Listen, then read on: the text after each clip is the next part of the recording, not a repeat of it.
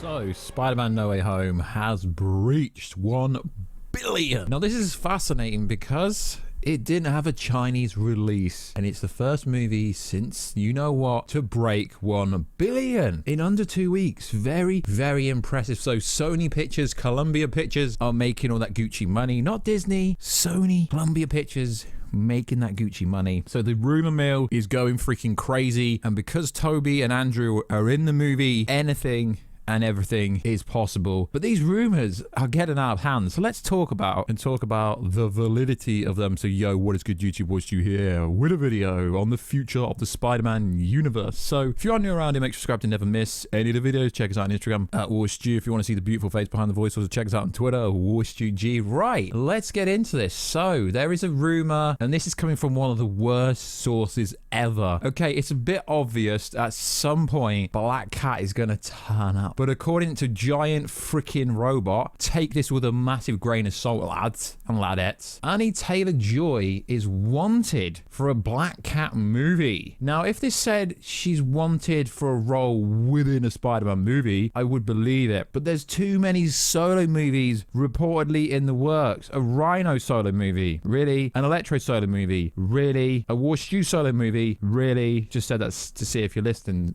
A Black Cat solo movie. Now, if you played the PS4 game, she does have a prominent role within that video game, and if it was done correctly with a good supporting cast and a good supporting characters, it could actually work. But what I actually think is more prominent is this rumor, the rumor mill, that Emma Stone is wanted for a Spidey Gwen project. But Emma Stone died. Okay, but so did Alfred Molina. So did a bunch of all the villains that came through the portal. We don't know what is canon and what isn't canon because there is a lot of plot holes within No Way Home. Predominantly Venom knowing everything, but realistically that's not even a plot hole. It can be explained quite simply. So Emma Stone getting a project with Andrew Garfield, that would be a massive head screw. Now, although this report doesn't say Andrew Garfield will be attached to it, will Sony make a Gwen Stacy solo movie? Now, Gwen Stacy is the co-lead in Into the Spideyverse, and she's really loved. She is really loved. But would they make a standalone female superhero Spider-Man movie? Yes, sure, at some point, but why Emma Stone is the only thing I'm questioning here. Why would it be Emma Stone? Now, it would be cool. I can only see it being her. We're talking rumor mill here. If Andrew Garfield, Spider-Man, is going to be involved with the project, because she isn't exactly big in Hollywood at the moment. She hasn't exactly done that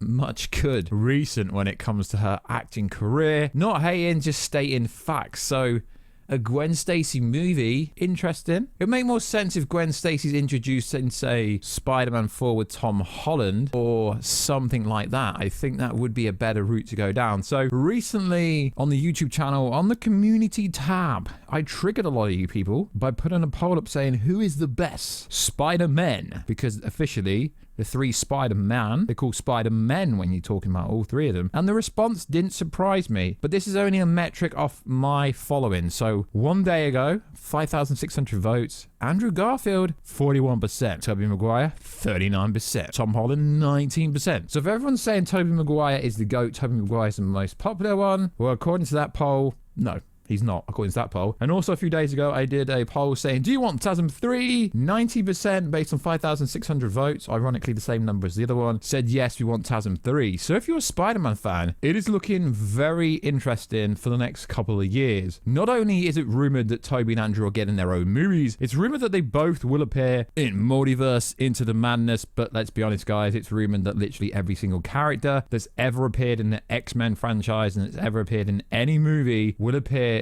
in that movie, including Tom Holland, Craven the Hunter. Literally everyone could appear in that. So Craven the Hunter is reportedly coming to the MCU rather than the Sony universe. Now, this is interesting. There's Craven the Hunter. This is being confirmed by Tom Holland, and Zendaya was the original villain for Spider-Man No Way Home, but for some reason they changed it during, you know what, allegedly. I'm not really sure if I believe that story though, to be honest. He was rumoredly going to be the overall villain for Spider-Man No Way Home, Spider-Man Homesick, what everyone thought it was going to be called originally, which that is very, very interesting when you think about it. So we've got some alleged rumor from a super duper Twitter scooper who is actually kind of somewhat credible. So apparently, I say apparently, this is coming from Danielle, RPK's Patreon. Venom 3 will reportedly be exploring the multiverse, and we'll see Venom finally meeting and fighting Spider-Man. Now, realistically, anyone could say that because of the post-credit scene, which leaves a Venom symbiote back on the MCU, and Tom Hardy and Eddie Brock and the Venom symbiote transport back to the Sony Spider-Man universe. Realistically, Venom, an anti-hero, fighting the hero. Sure, bro, it's happened in the comics, but will it realistically happen in this movie? I don't know, but realistically, guys, it's so easy to make up stuff in the 21st century and have people say it's true. Then it comes to the overall movie. Let's take a lot of these scenes here. So Spider-Man No Way Home deleted scenes. So apparently we were going to get a lot more of Matt Murdock in the courtroom. So take it with a pinch of salt. But this is apparently all the deleted scenes were supposed to be in Spider-Man No Way Home. So let's go. Extended version of Peter's interrogation where Matt Murdock arrives and demands Peter's release. Peter's court hearing where Matt proves Peter's innocent, but Peter's Stark Tech is apprehended by the damage control. Now, this is a lot of stuff which we heard about prior to from the super duper Twitter scoopers. So realistically, is this true? We don't know until they release the extended Blu-ray, and presumably deleted scenes will be on there. An extended version of Peter and Matt's talk at Aunt May's apartment where Matt alerts Peter about the hardship of vigilante life, but agrees with Peter and May that it's worth it to help the innocent. Now, we heard that there was up to 5 minutes with Charlie Cox. For some reason, they showed literally a 30-second blinking you miss moment between JJJ and Spider-Man supporters, where the supporters raise valid points while JJJ uses commercial strongman arguments. An awkward Midtown High student new cast where host Jason complains that his co-host, Anchor Betty, abandoned them to work for the Daily Bugle. More scenes of Flash Thompson passing himself off for Peter's best friend and mentor to promote himself and his new autobiography. There was a lot of scenes cut. And we know this next one's definitely true because Tom Holland joked about it on a talk show. Spider-Man webbing up a robber played by Tom Holland's brother, Harry Holland, only for Mysterio sport to throw red paint at the suit. Now, we know this is true, and we know the next one's true as well because she's at the premiere. She put on the post on Instagram that her scene got cut. Tony Stark's daughter, Megan Stark, played by Lexi, voicing her support for Spider-Man as Stark Industries is put under federal investigation for financing Peter's activities. So we know in some capacity she was supposed to be there. Alternate version to the Sanctorium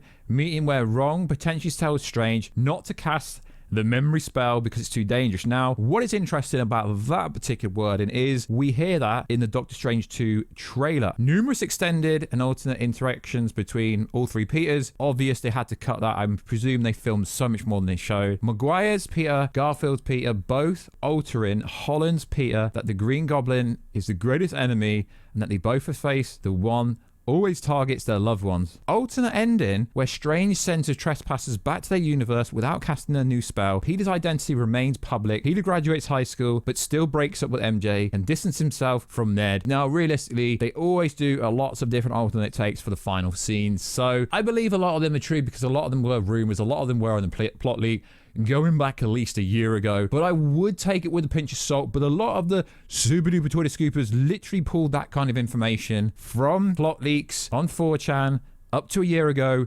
making out they had inside information. So realistically, are they alternate takes? Is that the way the movie was supposed to end? Would that have been a better way? Yes, it would have been a better way because then everyone still would know who Spider-Man is, but he would do it on his own premise rather than having a spell do it for him. Realistically, that would have been a much better way because if you think about it, he was like, yeah, cool, bro, do the spell.